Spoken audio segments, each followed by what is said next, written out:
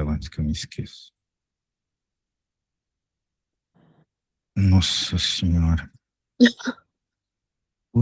É muito texto inútil. Isso aqui é questão de Enem? É, Provável, né? Pelo texto inútil. exatamente, sim. Não existe nada mais inútil nesse país do que o Enem. Nem Né, na União Soviética tinha uma prova tão centralizadora quanto o Enem. Péssimo.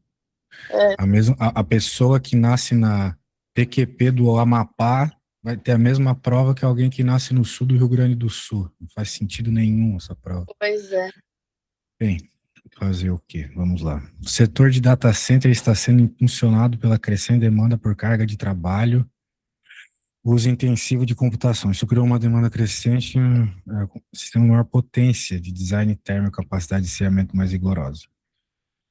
Para atender a essas demandas crescentes, a tecnologia, próxima geração, bifásico, exatamente um aquoso, polioso. Uhum. Faz a transição de líquido para gás durante o processo de resfriamento.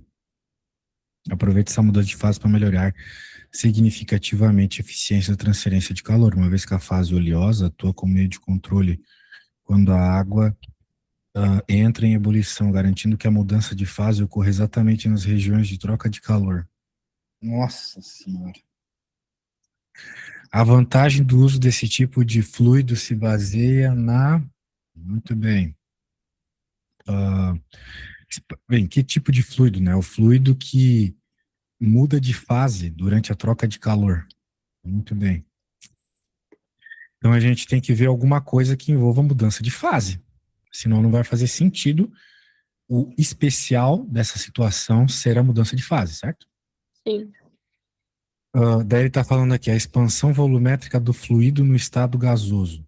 Bem, para que ocorra uma expansão volumétrica, não precisa trocar de fase, certo?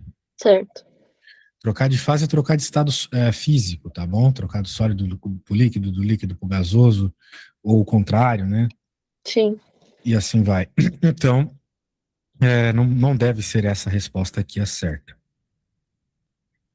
Redução da condutividade térmica durante a troca de calor. Bem, de novo, a redução da condutividade térmica também não tem muito a ver, né, com a mudança de fase, Sim. porque a troca de calor não obriga que haja mudança de fase, certo?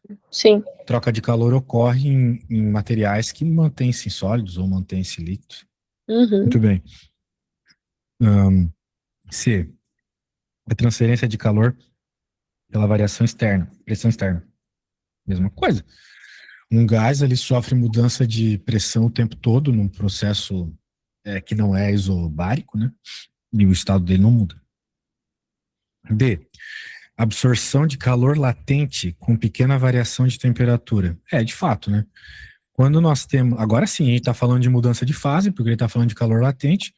E quando a gente está estudando essa matéria lá na física, de modo geral, a gente tem um negócio assim, né? Tu tens uma reta que vem assim... Opa, acho que eu exagerei. Ela vem assim, daí ela fica um tempo assim, depois ela vem assim, daí ela fica um tempo assim, daí ela vem assim. Já viu isso em algum lugar, né? Sim. Temperatura, calor. O que significam esses trechos? Significa que quando você aumenta o calor, aumenta a temperatura. Só que vai ter um momento que você vai... E aí que está um primeiro detalhe que você precisa saber. Calor e temperatura são coisas diferentes, ok? Tá bom. Temperatura é o grau de agitação das partículas. É como se fosse uma média do grau de agitação das suas partículas, daquilo que Uhum. você está estudando. Uma média. Né? Você não consegue medir cada uma delas, porque você não é um microscópio ambulante, mas você consegue medir uma média quando você coloca lá o termômetro no seu bracinho. Isso é temperatura. Agora, o que é calor? Calor é quando energia que faz as partículas se moverem vão de um corpo para outro. Uhum. Por exemplo, quando você coloca um cubo de gelo na água morna, a energia, que a gente chama de calor da água morna, flui para o cubo de gelo. É sempre do quente para o frio. Tá? Uhum. Aquecendo assim as partículas o gelo, até que eventualmente a água e o gelo entrem em equilíbrio térmico, ambos ficarão na mesma temperatura. Ou seja, né, alguém ali vai se ferrar, ou alguém vai ficar sólido, ou alguém vai esquentar, vai virar líquido, de modo geral é o gelo que vira líquido, né? E esse processo a gente tem durante esses trechos do gráfico. São trechos onde você tem calor, o calor aumenta, né? Está aumentando, ou seja, o corpo está absorvendo calor, mas ele não está mudando de fase, ou melhor, não está mudando de temperatura, ele está usando toda essa energia para mudar de fase. Né? Note que a temperatura aqui nesse trecho permanece constante, certo? Certo. Beleza, então aqui era sólido, obrigatoriamente, daí aqui virou de sólido para líquido, aqui é um aumento de temperatura líquida. Tipo, na água vai de 0 a 100 graus, né? Uhum. De novo, ele fica um tempo ali recebendo energia em forma de calor só para mudar de fase, daí ele vira vapor, gás, né? Ele fica aquecendo para sempre. Beleza? Tá bom. Só que ele fala um detalhe que é um detalhe real, né? Isso aqui é uma aproximação, como tudo na física. Obviamente, um pouquinho de temperatura aumenta ou diminui nesse processo aqui, tá? E é o que ele está falando. Uma pequena variação de temperatura. Num gráfico perfeito a gente não vê isso, mas lá na química, às vezes tem uns gráficos que aparecem isso com os nomes muito estranhos, que eu particularmente não estou lembrando no momento. Então, sim, no mundo real, durante esse trecho, você tem uma pequeníssima variação de temperatura, mas a maior parte da energia é para mudar de fase. Então, me parece que essa é a resposta certa. Vamos ver aí. A manutenção da eficiência pela baixa temperatura inicial do fluido. Pô, nenhuma das outras opções tem nada a ver com mudança de fase, sacou? Tá. Então é tipo um problema de contexto, sabe? Quando você vai escrever a redação no Enem e se você foge do tema, você tira 0. Aham. Todas as outras opções fugiram do tema da questão, sacou? Tá bom. Então é assim, né? Durante a ebulição, o fluido ele vai absorver uma quantidade bem grande de energia, né, para passar de um estado para outro, no caso do líquido para o gasoso, né? A gente chama esse negócio de calor latente. Não sei se eu falei, não estou falando de novo, né? O calor aqui é latente. Sim. Sabe esse nome? E o calor aqui de mudança de temperatura é sensível, tipo a sensibilidade. Tá. Que muda a temperatura, né? A tua pele fica sensível, etc. Sacou? Uhum. Show de bolas. O problema é que não tem conta, não tem graça. É. Porque todo mundo gosta de física, mas eu não gosto da parte de conta. Já escutei isso um monte de vezes já. E física é conta, pô, não é historinha, É. infelizmente. Muito bem. Vamos para a próxima. Deixa eu pegar aqui, eu acabei fechando porque eu sou um animal. Deixa eu pegar de novo aqui. Cadê? Aqui. Tem mais um texto aqui, o Velho Testamento inteiro aqui. Só um segundo. Eu acho que essa primeira parte do texto, não sei se tem. Acho que não tem nada de importante. Então eu vou ignorar. As ondas sonoras emitidas por um morcego podem alcançar de 10.000 Hz a 200.000 Hz. No ar, uma onda de 10.000 Hz tem comprimento de onda igual a 30 milímetros. Tem umas informações falando de ondas sonoras. E a gente sabe que existem umas formulazinhas para ondas. Sim.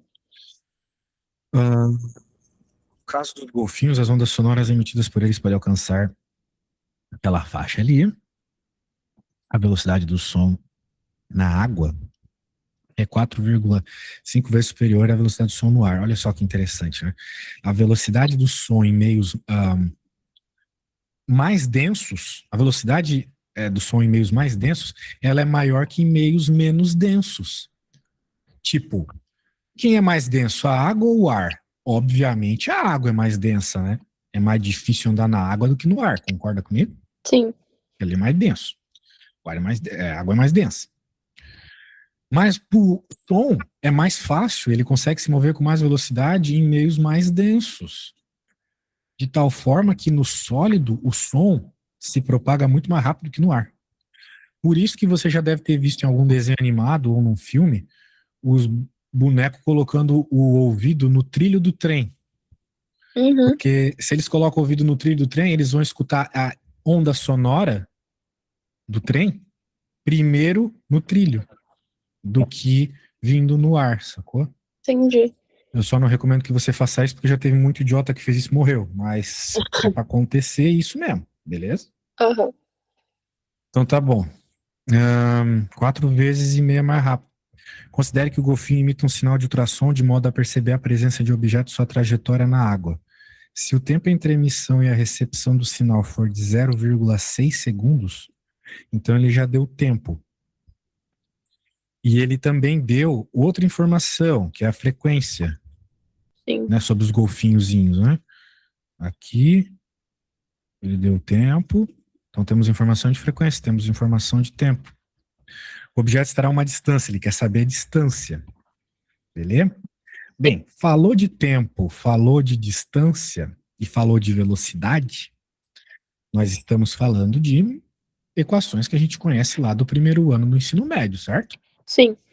Tipo, o vovô ateu, o sorvetinho, sorvetão, essas coisas aí. Sim. Então, a primeira coisa que você tem que entender aqui, num problema de som, as tuas ondas sonoras, elas não têm aceleração. A velocidade delas é constante. Por isso, quando a gente fala de velocidade da luz ou velocidade do som, é constante, né? Sempre aquele mesmo valor, certo? Sim. Portanto, a gente sabe que quando a velocidade é constante, é ds e dt, né? Ou sorvetinho, tanto faz, mas eu vou deixar desse jeito. Velocidade é deslocamento dividido por tempo, beleza? Sim. Acredito que não tenhas dúvida por aí. Não. Tá, agora continuando. Bem, ele falou para nós aqui sobre a velocidade do som na água. Ele falou que é 4 vezes e meia a velocidade do som no ar. Então, uma vez que a gente sabe que a velocidade no ar, ele não falou aqui no enunciado, mas de modo geral a gente tem que saber, né? Não sei assim se dá. Tô pensando se dá para resolver esse problema sem isso, mas acho que não, tá? Uhum. Tu tem que saber que a velocidade se bem que ele deu umas informações aqui que talvez a gente possa usar. Assim, espero que você saiba que é 300 metros por segundo, tá bom? Agora, caso você não saiba, talvez ele dê umas informações para isso aqui. Não é o Do ali, morceguinho? é o do morcego. No ar, uma onda de 10 tem comprimento de onda igual a 30 milímetros. Isso, beleza. Porque uma outra fórmula que a gente tem é que envolve essas características da onda, que é comprimento vezes frequência, Ah, né? então eu comecei fazendo isso, achando a velocidade. É, no caso, no ar. Sim. Então, vamos colocar aqui, velocidade do ar, com as informações que ele deu para o ar. A frequência é 10.000 Hz. E o comprimento de onda é 30 milímetros. 30 milímetros é 30 dividido por 1.000. Uhum. E a frequência é 10.000. Matou, trezentão, né? Sim. Então, para isso que ele deu a informação do morcego. Agora, vamos para a parte do golfito. Vai ficar 4,5, né? Vezes 300. Isso é 1.350. Essa é a velocidade na água. Eu acho que o que você não sabia era isso aqui, né? Tipo, não que você não saiba, mas você não Então, imaginou que tivesse que usar nesse problema, né? eu não sei o que eu usei tudo isso, só que eu não sei o que aconteceu. Eu cheguei em 810, não 405. Eu acho que você esqueceu de dividir por dois em algum momento aí, talvez ir de volta, não sei, Então foi alguma. Pode ser isso, então. É verdade. Tem razão. né? Porque, Acho que eu não pensei que era ida e volta, é. Eu só deixei a ida, tem razão. por isso que ele falou, né? Se o tempo entre a emissão e a recepção, né? Ah, tá. Tá. É, Então, vamos dizer assim, né? Se aqui tá o golfinho e aqui tá o objeto, ida é D. tá. Volta é D também. Então foram 2D, né? Eu Dois esqueci. d foi um tempo de 0,6. Tem razão, tem razão. É por isso que eu costumo dizer para os meus queridos alunos, mas nunca me ouvem, que é muito importante fazer o desenho dos problemas. Sim. Porque se você não fizer o desenho dos problemas, esses detalhes não dá para imaginar mesmo, né? Só lendo. Ou você acaba esquecendo no final, né? É, beleza? Então foi Beleza. esse o detalhe aí. Show de bola. Eu nem vou continuar a conta então, tá? Tá bom. Então tá bom. Continuando. Deixa eu pegar a próxima aqui. Essa é do guri no escorregador ali. Qual que foi seu problema? Me conte. Eu acho que foi na letra B que eu errei. B de bola. É. Tá, vamos lá. A figura mostra uma criança de peso 400, sentada em repouso na plataforma horizontal de um escorregador, cuja rampa de descida forma um ângulo θ com a direção horizontal. Tá bom, problema clássico, né? Uhum. Você comeu bola aqui no problema, tá? Bem, eu não sei até que ponto você levou a sério as suas setas, né? Mas do jeito que você fez, tá errado as setas, tá? Tá. Porque o PX, beleza, ele é na direção que o guri Ah, tá o PY escorregando. tá Mas o errado. PY tem que ser perpendicular, né? Tem razão, tem razão. E ali ele não tá perpendicular. Meu Deus, um som estranho aqui na minha cidade. Só deixa eu ver o que é isso, tá? Só um segundo. Tá, claro.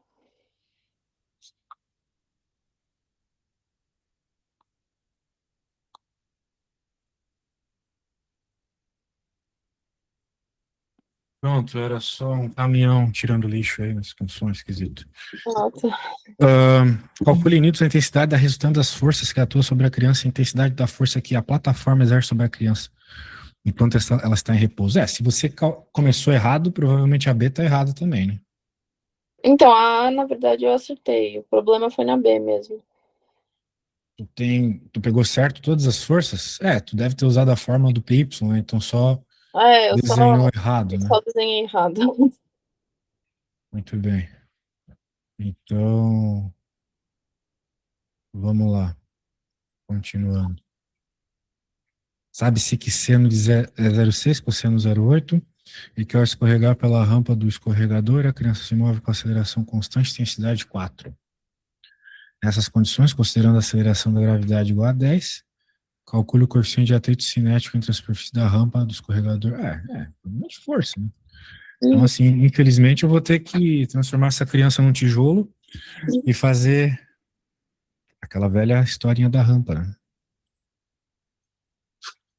Então, forças. Normal, PY, PX, e tem mais uma. FAT.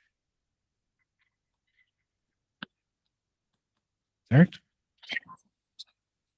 E ela tá caindo com aceleração, né? Então significa que em X, PX menos FAT igual a massa vezes a aceleração. Uhum. Ele quer saber o coeficiente de atrito. Então, o coeficiente de atrito está na FAT. Sim. Essa fórmula eu suponho que você conheça. E agora, o coeficiente de atrito é μn, né? Aqui já apareceu, então Aham. a gente vai precisar isolar ele.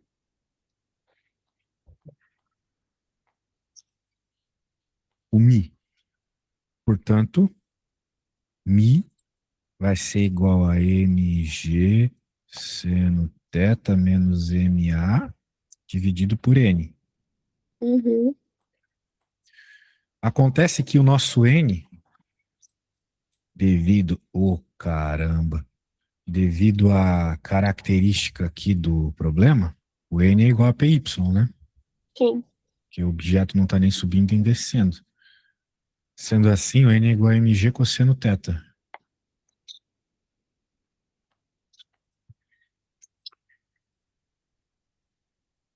Alguma dúvida até aqui? Não. Então veja, né? Olha só, eu resolvo sempre com a letra primeiro, eu recomendo. Senão você vai ficar carregando um monte de letra por aí, sabe? Vai dar problema. Tá. Agora, todo mundo aqui você conhece, não é mesmo? Uhum. Então agora é a sua vez. Me diga aí qual que é o coeficiente de atrito, tá? Tá.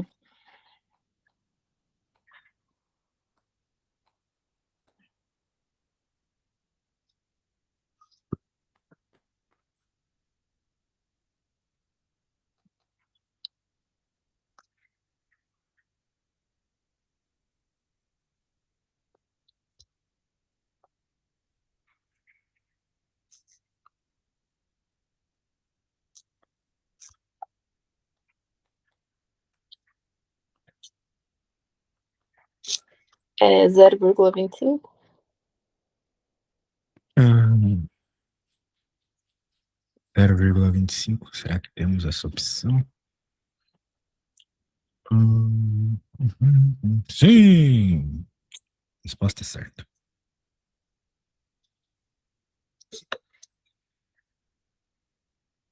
O que que você não tinha conseguido fazer? Eu acho que foi nessa hora de montar a fórmula. Eu acho que eu esqueci de colocar o PX menos a força de atrito. Acho que eu coloquei só a força de atrito direto. Ah, você desenhou? Não. É. Física é muito importante, né? Principalmente quando você está fazendo um problema de força, né? Porque forças têm os vetores e coisas assim, sabe? Eu acho que talvez Energia. o principal problema seja a pressa mesmo. Não tenha pressa para aprender. Você vai ter pressa na prova. Na prova você vai precisar fazer rápido, sacou? Sim, Muito bem. Aqui é importante que você faça com confiança, sim. porque não dá para fazer as coisas rápido sem confiança. Então, vamos lá. A próxima. Os problemas estão meio de boa ainda. Não quero te cobrar um probleminha de boa. Mas o próximo você vai fazer um parecido, tá? Esses aqui eu gosto que o aluno faça, porque eu, particularmente, tinha muito problema com isso na graduação. Que eu vi o professor fazendo, isso aqui, né? Pega ali o trabalho, depois pega o calor, depois faz a conta da área. Fácil. Chega na hora, a gente se borra todo. Não é tão fácil assim, né? Ficar assumindo características de determinados trechos do problema. Beleza. E aqui você não conseguiu fazer também, né? Tentou e não conseguiu. Qual que é o problema, você acha? Eu acho que foi a B também, que eu errei em alguma conta. Eu Uhum, consegui. muito bem. Considerando que a substância do trabalho dessa máquina é um gás, sabendo que a temperatura desse gás no ponto A é 57, no ponto A. Veja que o ponto A você sabe qual é a pressão, você sabe qual é o volume, e ele também falou para você qual é a temperatura. Sim.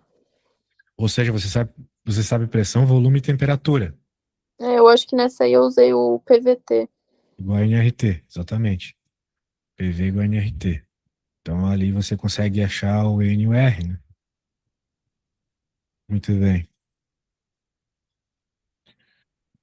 Hum, calcule a temperatura desse gás no ponto C. PVT, PVT, né?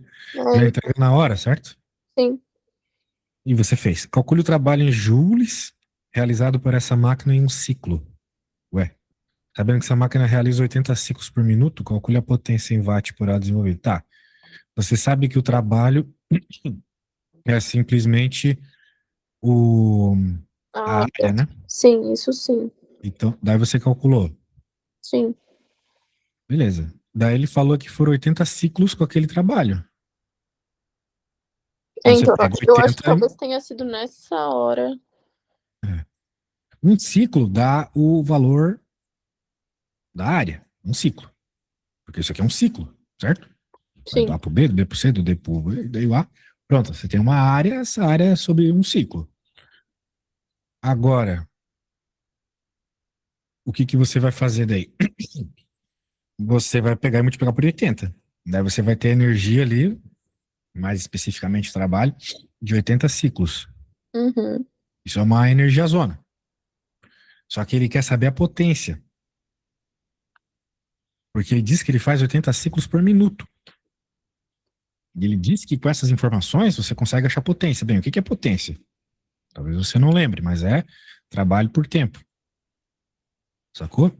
Sim. Então vai ser 80 vezes a resposta da A,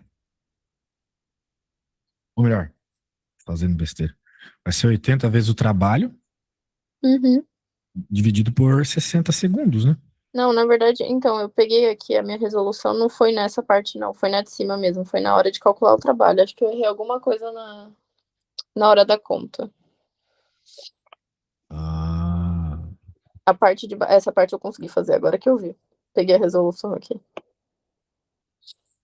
então perdi tempo te explicando. No próximo, Não, mas tudo bem. tá? Ai, ai, ai. Tô falando muito hoje.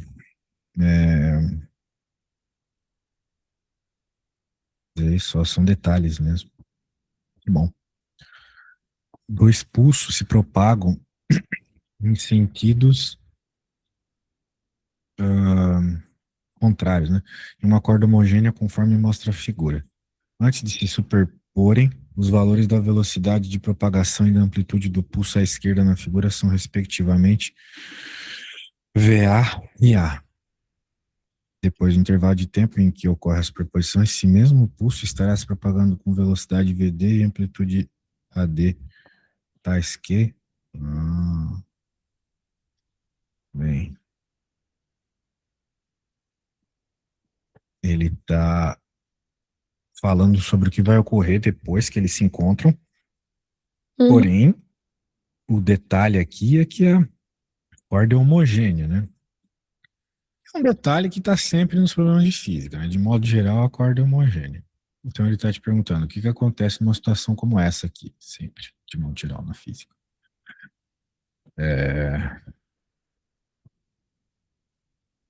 O que você acha que vai acontecer? Eu acho que eu revi essa matéria essa semana. É amplitude aumenta, não é construtivo. Bem,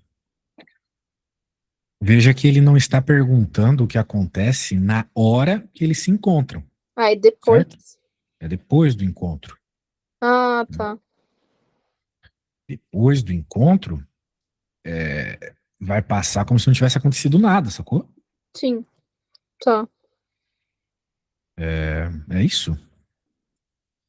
Pensando aqui se é isso. Não, é assim, de fato vai ocorrer uma interferência construtiva, né? Uhum, Isso vai acontecer no momento do impacto. Agora, o que acontece depois? Ah, vai continuar tudo igual, né? tá. Mesma forma, mesma amplitude, mesma velocidade. Então a resposta seria, na verdade, a C.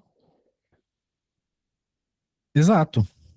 Tá. O velocidade e amplitude antes é igual a velocidade e amplitude depois. Exatamente, não muda nada. Tá bom. É como se não tivesse acontecido nada, sacou? Sim, tá bom. Tipo, um exemplo fácil para você lembrar dessa situação é pensar a luz como uma onda. Né? Se você Uhum. passa duas luzes de cores diferentes, uma passando pela outra, tipo num laser, nada acontece, né? Depois que os lasers se cruzam. Eles continuam normais, né? Tá. Todas as luzes que você vê na prática é isso. Luz da Uhum. TV, vai ali, as várias luzes da TV se cruzam e não acontece nada com a sua visão, né? Esse é o princípio da sobreposição da onda luminosa, né? Que também funciona para onda sonora, entendeu? Sim. Então, você tente fazer essa analogia. Claro que, pô, lembrar de uma parada dessa tão específica na hora da prova, né? Uhum. Mas, vamos para a próxima aqui. Durante uma competição. Deixa eu só por aqui.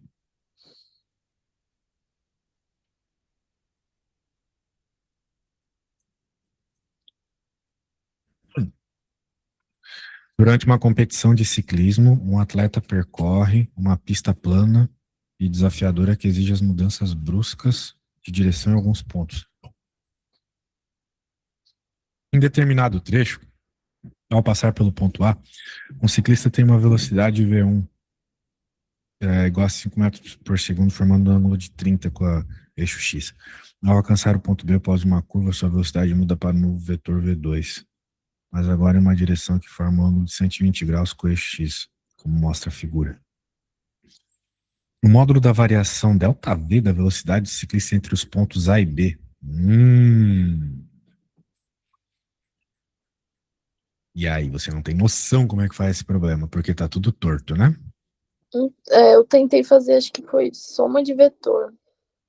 Soma de vetor. Dá. Só não é bem o contexto de ensino médio, né? Tipo, o que que você... Qual que seria a ideia, né? Se esses aqui são vetores que têm a ver com a velocidade, você de fato vai ter um vetor resultante, Uhum. que é esse cara aqui, né? Você concorda comigo que esse cara aqui é a resultante dessas duas velocidades? Sim. Isso. Meio que se anulam na horizontal e se somam na vertical, né? Mas a gente não precisa ter um triângulo retângulo para encontrar especificamente o tamanho de um lado, né? Uhum. A gente pode fazer para um triângulo normal utilizando a lei dos cossenos, sacou? Sim. Muito bem. Será que você consegue, então? Agora que eu falei sobre a lei dos cossenos, você chegou a usar a lei dos cossenos para resolver esse problema? Eu acho que eu cheguei a usar. Ou não, não sei. Acho que eu não cheguei a usar a lei dos cossenos. Acho que foi esse o problema. É só você lembrar, né, que esse lado que eu acabei de desenhar, ele é o lado oposto a esse ângulo, Uhum. que você pode fazer alguma lógicazinha aí para encontrar qual é. Eu não vou te contar qual é, mas ele é até um ângulo bem famoso aí. É 60, né? Não, Qual? 90. É Triângulo 90? 90. 90 graus. Ah, é 90, deixa. Isso. Então dá até para fazer o teorema de Pitágoras na prática aqui, né? Já que é 90 graus, né? Esse cara é hipotenusa. É verdade. Sem graça. Bem, enquanto você vai fazendo aí, eu vou preparar uma coisa para te mostrar, tá? Tá Quando você bom. chegar na resposta, você me fala.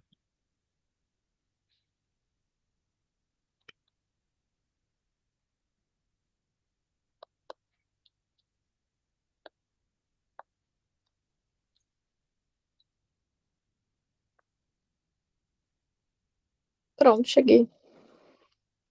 Ah, que sem graça. Quanto é que deu? É, foi 5 raiz de 2 Cuidado com a unidade, né? 5 raiz de 2, o que metros por exatamente? segundo.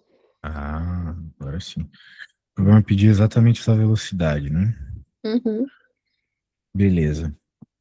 Tá bom, o que que eu vou te mostrar aqui? Bem, esse é meu site, onde eu faço minhas propagandas e tal. Mas o que tem de especial aqui é que, se você for entrar nos apps e clicar em passo a passo ativo, você vai ver um dos negócios que eu te passei, um acesso ao aplicativo que eu criei, onde você pode procurar aqui assuntos que você tem interesse, né? Uhum. Vai ficar tudo salvo o que você faz, fica aqui a tua pontuação, tua streak e coisas assim. Como é que funciona? Você vem num assunto, você poderia ter procurado aqui já nessa barra, né? Tipo, cinemática, se você quiser Tá. diretamente, né? Se não, vai ali na matéria que tu tem interesse e procura fundamento cinemática. Daí eu vou vir numa questão aleatória. Muito bem, daí você lê o enunciado e note, não é um simples questão assim, vai lá e chuta e acerta, não. Ele vai construindo com você o que você precisa saber para entender o problema, entendeu? Tipo, ele não te pergunta já de cara. Tá. Ele tá falando aqui, como que você vai fazer para entender aqui sobre as imagens? Daí você vai e coloca aí. Muito bem, acertei, ele vai explicar. Se você errasse, ele daria uma explicação. Não é bem isso, é por causa disso, isso, daquilo. Caso você não saiba, você pode, assim, pegar umas dicas em camadas aqui, o que, que ele acha importante que você entenda para resolver o problema, beleza? Tá bom. E caso você não saque nada, você vem aqui, né? Você pode clicar qualquer coisa, quais são os erros típicos, etc. Isso eu só permito os meus alunos usarem, né? Porque é um trabalhão do caramba fazer isso aí nem a Sim. Duolingo faz. Agora, outra coisa que tem aqui, que é bem específico para você, é o caderno vivo. Que o caderno vivo ele funciona baseado nas nossas aulas, né? Você sempre pode trocar os temas aqui, se preferir, mais claro, mais escuro. Baseado nas nossas aulas. Daí você precisa do seu código. Eu acho que eu coloquei o seu código na nossa conversa, né? Deixa eu ver. Uhum. Sim, colocou. Isso. Recomendo mesmo que você use, tá? É muito útil. Daí a gente sempre vai fazer as revisões aqui das coisas que a gente está estudando. Você vem, coloca seu código, daí vai estar aqui o drive onde está todos os nossos arquivos e testes. Por exemplo, tem sua missão, que vai ter a ver com a coisa que a gente viu na aula passada. Lembra? A gente estava vendo anagrama, essas coisas assim. Uhum. Isso, tem um testezinho aí. Listas de exercícios, vai ter também um formulário lá dentro do seu drive, vai ter um formulário baseado no que a gente está estudando e assim vai, beleza? Tá bom. Show de bola. Maravilha. Então não deixe de usar. E a resposta estava certa. Muito bem. Vamos para a próxima. Deixa eu salvar esse negócio aqui.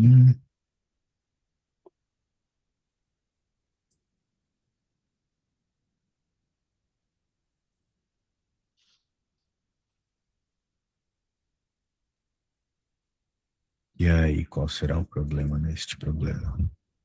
Esse eu acho que foi problema de interpretação mesmo.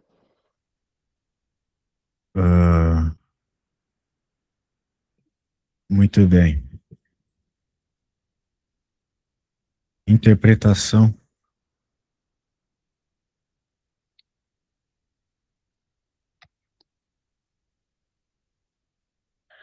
Qual que é o problema aqui? Eu acho que eu coloquei.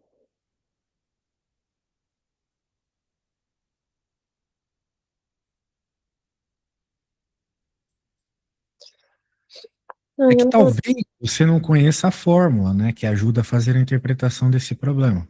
Pode ser. É. Você conhece alguma fórmula que tem a ver com essa questão aqui de fluxo magnético, que é mais ou menos sobre o que está se tratando aqui? Agora, assim, de cabeça, não. Ele é uma fórmula muito importante lá do fim do eletromagnetismo, que é a lei de Faraday, tá? Tá. Ela diz para você que a força eletromotriz, gerada, por exemplo, quando você tem um arame e você varia campo magnético aqui dentro do arame, ele cria uma corrente, né? Sim. Essa corrente, por consequência, também vai gerar uma força eletromotriz. A força eletromotriz é dada, então, pela variação do campo magnético dividido pela variação do tempo. Ok? Uhum. Ok. Então, note, tem que ter variação do campo magnético. Se você simplesmente deixar um campo magnético fluindo aqui, só que ele não varia, um campo constante, não vai ter força eletromotriz. Ele tem que mudar o seu valor. Beleza? Uhum. Tá. Isso. Tendo em vista isso, né? Vamos pensar assim: a corrente elétrica na bobina ela vai produzir um campo magnético. A corrente elétrica produz campo magnético. Campo magnético variando produz corrente elétrica. Uma Uhum. coisa produz a outra. Beleza? Tá. Quando essa corrente varia, o campo magnético ele também vai variar e vai induzir corrente, né? Então uma coisa gera outra. No caso, a gente está falando aqui de tecido cerebral, né? Uhum. Então a intensidade da corrente induzida vai depender da corrente que passa pela bobina. No caso, né? Principalmente o quão rápido ela vai variar, beleza? Uhum. Então, assim, para que o tratamento da patologia cerebral com bobina seja realizado satisfatoriamente, é necessário que haja um grande número de espiras nas bobinas, o que diminui a voltagem reduzida. Não. Mais espiras, elas vão aumentar, né? Não diminuir a tensão induzida. Porque essa fórmula, normalmente ela é apresentada assim, mas ela poderia ter um N aqui. Esse N é a quantidade de espiras, sacou? Tá. Poderia ser um probleminha assim, ó, com um monte de espiras, entendeu? Sim. Não uma só. Quanto mais espiras, maior é a intensidade do fluxo eletromagnético, né? Então, errado. O campo magnético criado pela bobina seja constante. Não, daí não tem indução, né? Tem que ter campo magnético variante. D. A corrente nas bobinas seja contínua para que o campo magnético possa ser de grande intensidade. Não, quanto mais ele varia, mais intensidade tem. Uhum. O campo então não pode ser contínuo, né? O campo magnético dirige a corrente elétrica das bobinas para dentro do cérebro do paciente. O campo magnético dirige a corrente elétrica das bobinas para dentro do cérebro do paciente. Hã? O campo magnético não vai empurrar a corrente, né? Ele Uhum. induz induz outra corrente, né, no tecido. Não empurra uma corrente para outra. Não sei se faz sentido isso aqui. Ah, sim, então é a resposta certa, né? Você Uhum. observa que a intensidade das correntes induzidas depende da intensidade, tá? Beleza. Vamos para a próxima.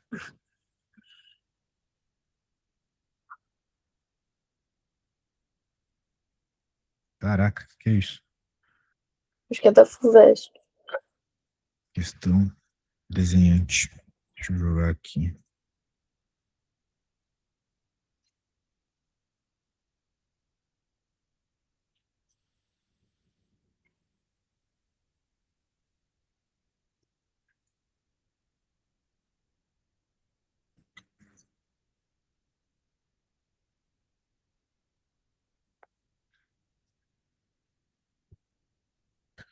É, caramba. Uma equipe de pesquisadores interessada em estudar a concentração de ozônio em uma região da atmosfera planeja enviar um balão para captar dados meteorológicos a 20 mil metros de altitude. Para recuperar os dados captados pelo dispositivo de medida, o balão precisa estourar quando atingir a altitude desejada e retornar ao solo. Isso ocorrerá quando seu volume atingir o valor limite, a partir do qual não há mais expansão.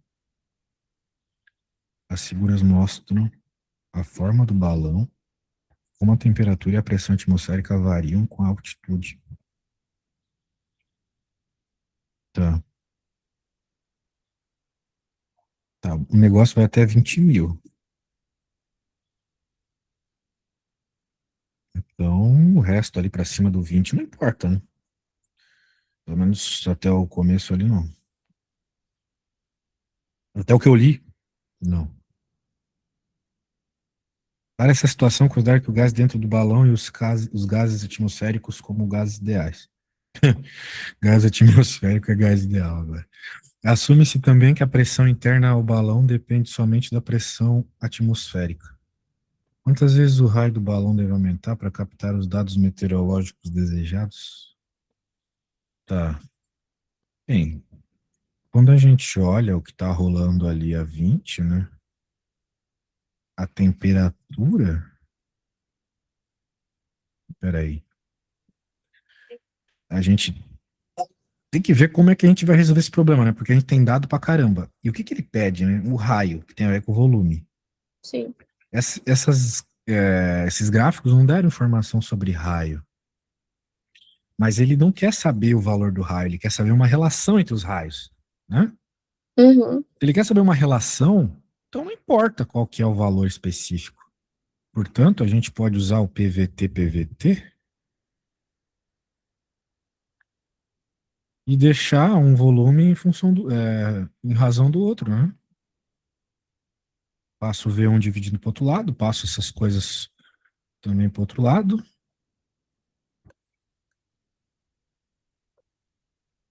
beleza? Beleza. Agora eu vou conseguir encontrar quantas vezes o raio vai ser, né? Um do outro. Uhum. Bem, o que que você tem que fazer agora? Ver duas situações de interesse para você, né? As duas situações de interesse para você é o nível do mar, que é o zero, Uhum. e o 20, né? Tanto aqui quanto aqui. E agora você que vai fazer esse problema. Você vai jogar esses dados na equação que eu criei para você e tentar encontrar algo, pode ser? Pode ser. Beleza. Então, boa sorte aí.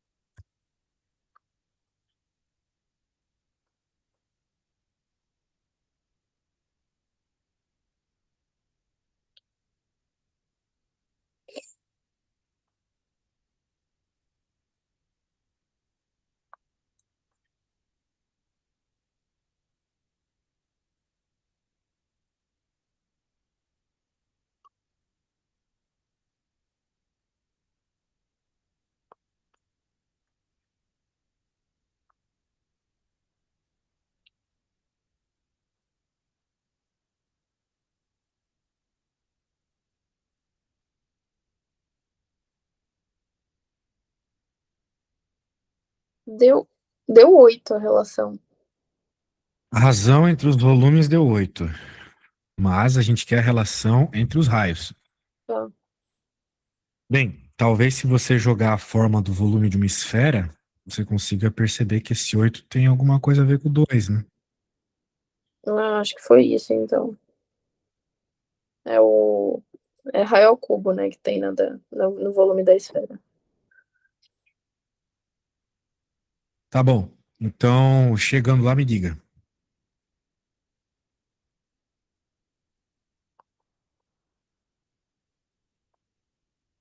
Ah, deu 2. Mas como que você conseguiu chegar em 2? Se você colocar o volume da esfera, que o resto vai ser igual, a única coisa que vai mudar vai ser o raio. Tem raio ao cubo, é 4/3 vezes raio ao cubo, não é? Vezes π. Não, eu quero ver a conta. Eu sei que tem a ver com cubo aí e tal, mas quero ver tu chegar no 2. Então, e aí eu coloquei o raio ao cubo, é, os dois raios ao cubo. E aí, se você tira, coloca entre parênteses o cubo, e aí a raiz cúbica de 8 é 2. Ah, agora sim. Beleza. Vou de bola, agora sim. Então, o que que você acha que faltou nesse problema para você conseguir fazer sozinho? Eu não. Eu acho que eu fiz essa no começo do ano e eu não tinha revisado ainda a fórmula do volume da esfera. E talvez na hora de fazer a relação eu tenha errado alguma coisa. Que eu lembro que a minha resposta deu 8. Então eu acho que foi na questão da esfera mesmo. Ah, então você chegou a fazer relação do PVT-PVT ali. Sim, aí eu lembro que deu 8. Só que aí depois acho que eu só marquei o 8 e esqueci de ver essa questão do raio. Beleza. Bora pra próxima.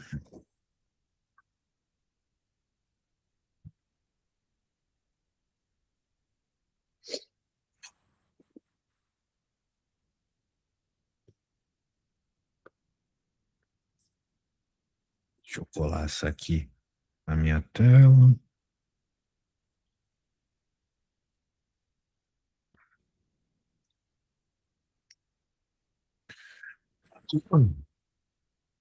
As suspensões do automóvel funcionam como um sistema massa-mola amortecido, cuja função é reduzir a amplitude de oscilação do automóvel. Esse sistema pode ser caracterizado por uma frequência de oscilação, que é uma fórmula que a gente decora, ou que a gente pode obter bem tranquilamente, pensando um pouquinho em força de massa-mola, né? Tipo, Uhum. eu não sei o quão você está manjando essa matéria aqui, mas massa-mola, né? Tem força, né? Então, tipo, qual é a força aqui? A força da mola. Então, digamos que eu aplique uma força, vai ter uma força contrária, que é a força da mola, né? Então, eu vou poder dizer que a força da mola, né? Que eu já sei que é a lei de Hooke, Uhum. OMA, certo? Uhum. Acontece que a aceleração, e é aqui que está o detalhe que eles não falam para nós no ensino médio, tem a ver com a posição, né, de uma mola. A aceleração é igual a menos ômega ao quadrado x. Então, menos kx igual a menos ômega ao quadrado x. Eu posso jogar até esse m para frente, que é uma constante, né? Corto os x, isolo o ômega, tá sobre m. Tá. Beleza? Uhum. Então tá bom. Beleza, daí que sai aquela fórmula assim. A suspensão do automóvel era originalmente dimensionada para que a relação entre o ômega zero e um parâmetro fixo B seja ômega zero igual a B, como na oscilação do automóvel, o sistema volta à posição original rapidamente. Porém, seu amortecimento pode ser determinado também por outras duas relações entre ômega zero e B. Ômega zero maior que B, quando o sistema oscila, algumas vezes até parar, ômega zero menor que B, quando o sistema não oscila, retornando à sua posição original lentamente. Pô, isso aqui é coisa lá da faculdade, mas ele está dizendo assim de um jeito bem Direto. Por questões estéticas, o proprietário do automóvel reduz a metade o comprimento original das molas de sua suspensão e troca rodas e pneus de modo a manter a mesma massa total do sistema. Os demais componentes permanecerem inalterados. O cara cortou a mola. Que bicho idiota. Deve ser esses caras que fazem aqueles rebaixa carro, né? É. Os demais componentes permanecem inalterados. Como essas alterações modificam a oscilação do sistema? Bem, é meio óbvio, né? Que a mola, de alguma forma, ela tem a ver com o comprimento, ou melhor, como funciona a mola, né? A mola é mais forte, mais fraca. Isso, obviamente, vai depender do tamanho da mola, Uhum. certo? E com isso em mente, né? A gente tem que conseguir resolver o problema. Agora, uma mola tipo essa que eu desenhei, uma mola helicoidal, né? A constante vai ser sempre inversamente proporcional ao comprimento, beleza? Uhum. Quanto maior for o comprimento, menor vai ser a constante de mola.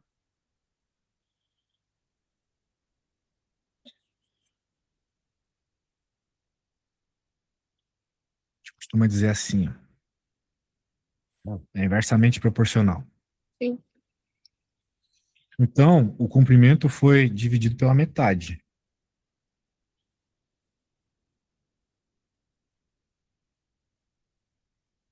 Pela lógica, se tu dividiu pela metade aqui, tu dobrou isso aqui, Tá.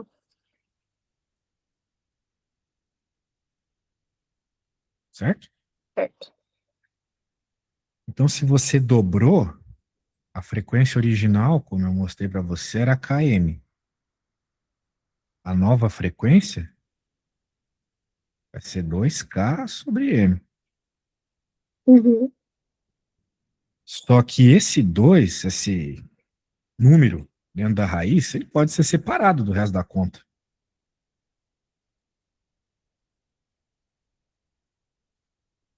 Matemática básica, né? Não fiz nada demais aqui.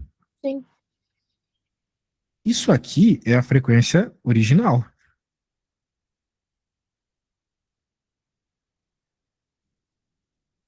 Ou seja, a nova frequência vai aumentar. Agora, sabendo, né, de acordo com o enunciado, ele falou que esse ômega zero é igual a B, né? Originalmente. Mas o nosso ômega zero, o ômega linha, melhor, esse cara que eu criei novo aqui, ele é raiz de 2B, né?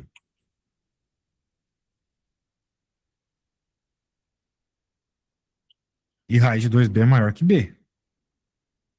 Ou seja, como a gente tem agora uma frequência que é maior que B, nós temos esse caso aqui. Uhum. O sistema oscila algumas vezes até parar. Constante elástica aumenta, o sistema passa a oscilar. Tem que se aumenta, né? Essa aqui diminui, eu não estou vendo as outras opções. Deixa eu ver lá. Elástica diminui, também a D também não. E Uhum. aí constante elástica aumenta, que é o nosso caso, e o sistema volta à posição original lentamente. Não, ele vai oscilar, né? Ele vai oscilar porque quando é menor, ele oscila. Ou melhor, quando é maior, ele oscila. Uhum. Tudo bem? Tudo bem. Então eu até entendo, né, que o grande problema aqui era não saber a relação direta que existe entre essas duas coisas. Isso não está claro no enunciado, pelo menos eu não lembro ter lido. Então, é. Ele não falou, né? Não. E também é meio difícil saber isso, mas é um fato, tá? Tá bom. Você diminui a mola, você aumenta o constante de mola. Pensa que fica mais difícil de apertar ela, certo? Certo. Quando tu tiver uma molona, tu aperta ali tranquilo, tipo aquelas molas de criança lá. Mas quando é uma mola bem pequena, como é que tu vai apertar, né? Então, Sim. essa é a ideia. Então tá bom. Show de bola, nos vemos semana que vem. Não deixe de usar os sites lá, tá?